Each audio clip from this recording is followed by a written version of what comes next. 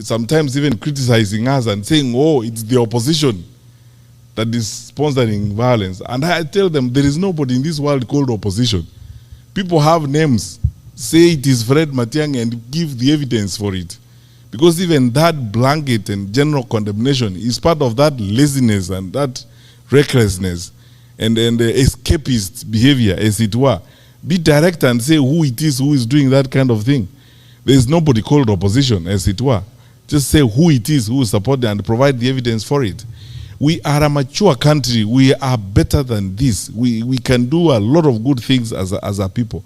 So, my wonderful people, join us, those of us who are walking this journey to making Kenya an even stronger, better, much more stable environment where we are all proud to be. Because I can guarantee you and I promise you, if we stick together and work the way we are working, our better days are ahead of us.